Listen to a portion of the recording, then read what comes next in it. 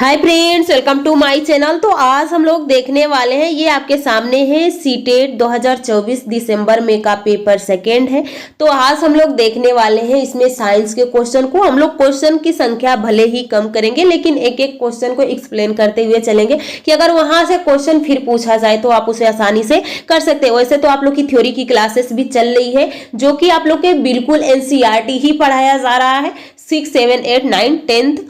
तो आप उसको जरूर देखिए, थ्योरी की क्लासेस जरूर देखिए। और आज हम लोग करने वाले हैं प्रीवियस ईयर क्वेश्चन। तो ये आप लोग के क्वेश्चन है। तो हम लोग अपने चलते हैं साइंस के क्वेश्चन पे। तो चलिए हम लोग स्टार्ट करते हैं और आप लोग खुद बताइएगा कमेंट करके कि इसमें से आप कितने क्वेश्चन कर पा रहे हैं, कितने अपने थ्योरी को कंप्लीट किया है, क्या आप लोग क्लास देखते हैं कि नहीं देखते हैं। तो आप लोग कमेंट भी कर दीजिएगा कि क्या आप थ्योरी की क्लास देख रहे हैं कि नहीं देख रहे हैं। अगर आप थ्योरी की क्लास देख रहे हैं तो बहुत अच्छे से ये सारे क्वेश्चन को आप सॉल्व कर लेंगे, क्योंकि हम लोग एनसीईआरटी ही पढ़ रहे हैं और आप लोग के क्वेश्चन पूछे भी जाएंगे एनसीईआरटी से। तो 61 से आप लोग का साइंस का होगा, यहाँ तक आप लोग का 60 था, आप लोग का मैथ का था। अब हम लोग देखते हैं 61 से आप लोग का क्या है साइंस का। पहला ही क्वेश्चन आप लोग का अभिकथन और तर्क से दिया है। तो चलिए आप लोग बताइएगा कि इसमें से कितने आपके क्वेश्चन सही हो रहे हैं, और इसी तरह से आपके क्वेश्चन भी पूछे जाते हैं, क्योंकि वो भी आपका क्वेश्चन ही है। तो चलिए पहला क्वेश्चन देखिए क्या पूछा गया है। पूछा गया है स्टेम संबंधित पाठ्यक्रमों में उपलब्धि लिंग जेंडर द्वारा प्रभावित होती है। लिंग यहाँ जेंडर का मतलब है कि गर्ल और बॉय के द्वारा, लड़के एवं लड़कियों द्वारा प्रयोग की गई समस्या समाधान रणनीति भिन्न होती है। तो यहाँ पे क्या जो लड़के और लड़कियां हैं द्वारा प्रयोग की गई समस्याएं भिन्न होती हैं। तो यहाँ पे ऑप्शन यहाँ पे ये भी प्रभावित नहीं होता है, तो ये कहा है प्रभावित होता है, ये भी यानी ऑप्शन दोनों गलत है। तो सही ऑप्शन आपका ये हो जाएगा। अगला क्वेश्चन देखिए, अगला क्वेश्चन क्या पूछा गया है। अगला क्वेश्चन पूछा गया है यहाँ पे, आप देखिए यहाँ पे आप लोग को ए और बी के जगह पे बताना है। तो कायिक प्रवर्धन की एक प्रविधि है। कायिक प्रवर्धन का मतलब कि आप उसके तना पत्ती जड़ को काट के अगर लगा देते हैं तो वहां से नए पौधे उग जाता है। अब बताइए इनमें से परतन, रोपण, कर्तन, मुकुलन। तो मुकुलन तो पहले ही नहीं होगा, क्योंकि मुकुलन हाइड्रा में होता है। या पहले हम लोग देख लेते हैं कि ऑप्शन हम लोग के सामने क्या है। उसके बाद यहाँ पे देखिए तो मुकुलन हाइड्रा के अंदर होता है। तो ये अगला देखिए यहाँ पे कायिक प्रवर्धन एक प्रविधि तकनीकी है। पहले देखते हैं कि ये पॉजिटिव पूछ रहा है या निगेटिव पूछ रहा है। जिसमें तने स्तंभ के एक भाग अथवा पादप पौधे की तरुण शाखा को खींचकर, यहाँ पे ध्यान दीजिए ये भी हाइड्रा के इसी भाग से बनता है, लेकिन यहाँ पे देखिए क्या दिया है, उसके तरुण, जैसे एक प्लांट है यहाँ से ये निकल गया और इसी को हमने क्या किया, इसको दबा के इतना ये मिट्टी में इसको अंदर कर दिए। अब यहाँ से ये पौधे उग जाएगा। तो उसके बारे में पूछा गया है। तो देखिए क्या पूछा गया है। मृदा में इस प्रकार गाड़ या दबा दिया जाता है कि वह शाखा अपने जनक पादप पौधे, जनक यानी वो मेन प्लांट है जो, से फिर भी जुड़ी रहती है। कुछ समय पश्चात गाड़े गए भाग में जड़ें विकसित हो जाती है। यह एक यानी तथा यह एक नए पादप पौधे में विकसित हो जाता है। तो बीज सामान्यतः इस प्रविधि तकनीकी के माध्यम से उगाया जाता है। तो पादप पौधों का उदाहरण बताइए। तो आलू में हम क्या करते हैं, आलू के तना को काट के लगा देते हैं। अब एक एक ऑप्शन को समझिए। मुकुलन यानी जैसे ये हाइड्रा का एक शरीर है, यहाँ से एक छोटा सा निकला, फिर कुछ समय के बाद ये दूसरे में इतना बड़ा होगा और बीच से कट जाएगा, जिसे मुकुलन कहते हैं। ये हाइड्रा में होता है। दो ऑप्शन हमारे सामने से कट हो गया। अब देखिए रोपण। रोपण में हम गुलाब का अगर हम लगाते हैं तो उसकी कंची को क्या करते हैं, काट देते हैं और काट के दूसरे जगह पे लगा देते हैं। लेकिन ये क्वेश्चन क्या पूछा गया है कि ये एक प्लांट है, समझिए यहाँ से इस एक कंची निकला, इसी कंची को हमने क्या किया कि इसको पकड़ा, ऐसे लाया और मिट्टी में इसको हमने इतना मिट्टी में ढक दिया। जब हमने इतना मिट्टी में ढक दिया तो अब यहीं से पूरा नीचे यहाँ पे रूट निकल गया और यहाँ से एक नए प्लांट निकल गया। फिर हमने यहाँ से इसको कट लगाया और फिर इसको दूसरे जगह लगा दिया। ये किसके अंदर होता है, तो ये आप लोग का होता है परतन और चमेली। तो सही ऑप्शन क्या हो जाएगा, ऑप्शन ए हो जाएगा। देखिए कितना डिप्थ से क्वेश्चन पूछा है। आगे देखिए, क्योंकि इसको भी तना से करते हैं, ये भी अपने शरीर को ही काट के बना लेता है, ये भी हम तने को ही काटते हैं। लेकिन ये पूछने का इसका तरीका समझिए। तो क्वेश्चन कोई मतलब उतना हार्ड नहीं होता है सीटेट में, लेकिन हाँ पूछने का तरीका होता है। अगर अच्छे से आपका थ्योरी कंप्लीट नहीं है तो क्वेश्चन करना बहुत मुश्किल हो जाता है। आगे देखिए इसमें निम्नलिखित में से कौन सा कथन सही है। तो तो क्रिस्टलेन यानी क्रिस्टलीकरण एक रासायनिक परिवर्तन है। रासायनिक और भौतिक परिवर्तन क्या होता है? भौतिक परिवर्तन जैसे हम दोबारा उसको परिवर्तित कर सके, और रासायनिक परिवर्तन जिसे हम दोबारा परिवर्तित न कर सके। जैसे कि हमने पानी को गर्म करते, पानी हमने गर्म किया, पानी भाप बन के उड़ गया, फिर वो सीधा जल में परिवर्तित हो जाता है। लेकिन अगर हमने दूध का दही बना दिया तो फिर दोबारा परिवर्तित नहीं होता है, तो रासायनिक परिवर्तन हो जाता है। तो वही का प्रकाश संश्लेषण एक रासायनिक परिवर्तन है, तो ये बिल्कुल सही है। फल का पकना एक भौतिक परिवर्तन, गलत है। फल का पकना भौतिक परिवर्तन नहीं है। दूध से दही बनना एक रासायनिक परिवर्तन है, तो ये भी सही है। अब इससे आप देखिए कौन सा सही है कौन सा गलत है। किस ऑप्शन में दिया है बी और डी, तो आप लोग का सही ऑप्शन हो जाएगा बी और डी, यानी ऑप्शन बी और डी दिया है। अगला क्वेश्चन देखिए, ऑप्शन 3 सही हो जाएगा। अगला क्वेश्चन देखिए, क्वेश्चन की संख्या हम लोग की कम बहुत हो सकती है, पर हम लोग एक एक ऑप्शन को अच्छे से एक्सप्लेन करेंगे, जिससे कि यहाँ से अगर क्वेश्चन, यहाँ से आप लोग के कंसेप्ट भी क्लियर होता रहेगा। अगला देखिए, यहाँ पे निम्नलिखित में से कौन सी रणनीति जांच पड़ताल उन्मुख विज्ञान शिक्षण का समर्थन करेगी? तो ये आप लोग के पेडागोजी का क्वेश्चन है। तो वास्तविक एवं आभासी भार के बीच के भेद समझना, यानी वास्तविक क्या है आभासी क्या है, इसके बीच के भार को समझना। आर्किमिडीज सिद्धांत को परिभाषित एवं व्याख्या करना। ये पूछा क्या है? जांच पड़ताल करना है। जल में डुबाने पर किसी वस्तु के भार घटने की प्रदर्शित करना, या विद्यार्थी को तैरने एवं डूबने से संबंधित गतिविधियां सलीम लगाए रखना।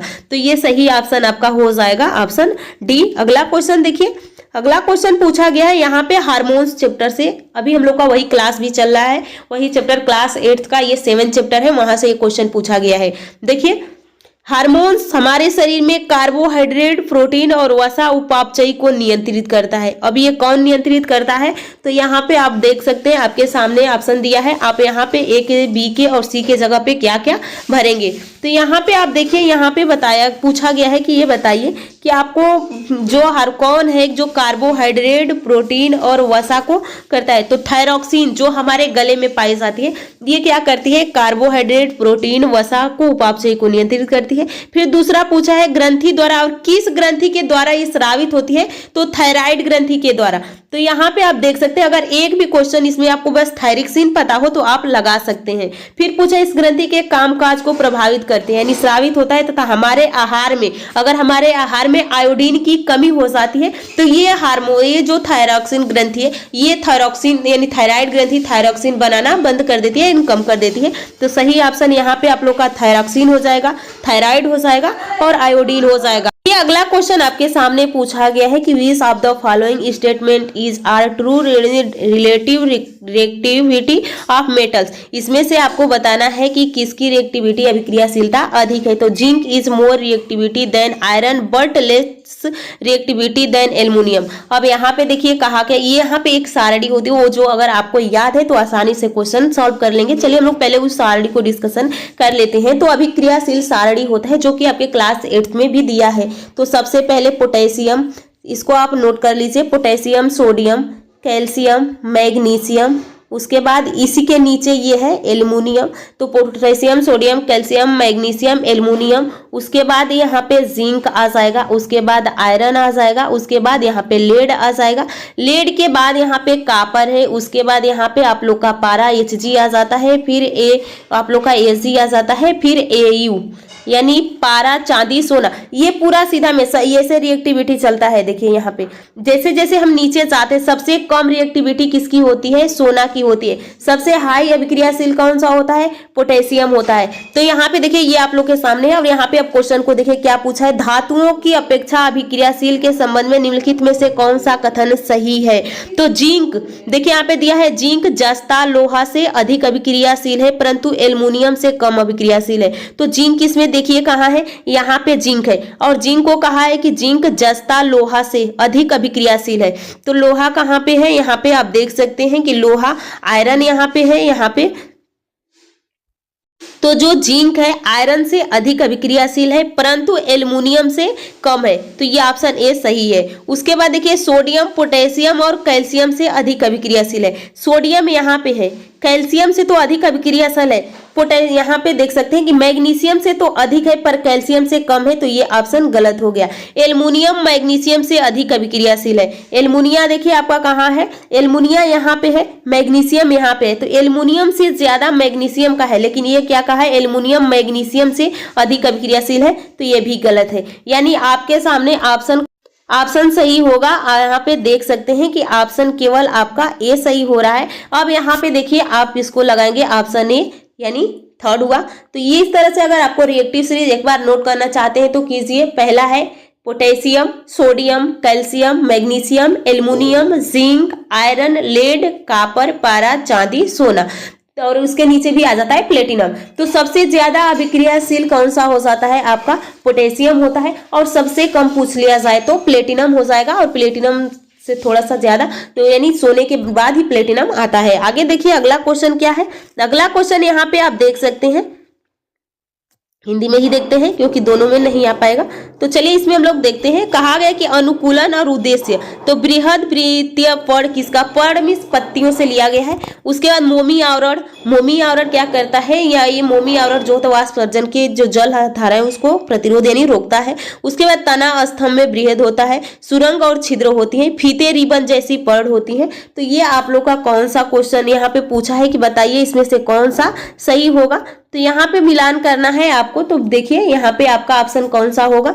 यहाँ पे सबसे पहले यहाँ पे आप देखिए पहला ऑप्शन हम देखते हैं बृहद वृत्तीय पड़, यानी जिस चौड़ी पत्ती होगी तो वो तैरने में आसान होगा, यानी उत्प्लावनता प्रदान करेगी, तो ये हो जाएगा। मोमी आवरण, मोमी आवरण का मतलब जो मरुस्थलीय पौधे होते हैं, जो या जैसे कि राजस्थान में बहुत सारे प्लांट ऐसे पाए जाते हैं कि जो पत्तियां कांटे के रूप में होती है, पानी की वाष्पसर्जन को कम करके क्षय से सुरक्षा देती है। तो यहाँ पे क्यूटिकल लग जाता है, तो ये हो जाएगा आपका 1। अब देखिए पहला का 3 किस में है, पहला का 3 इसमें भी है, इसमें भी है, इन दोनों में नहीं, 2 ऑप्शन कट गया। अब 2 ऑप्शन आपके पास है। अब बी देखिए, मोमी आवरण एक पहला है यानी क्षय से सुरक्षा देती है।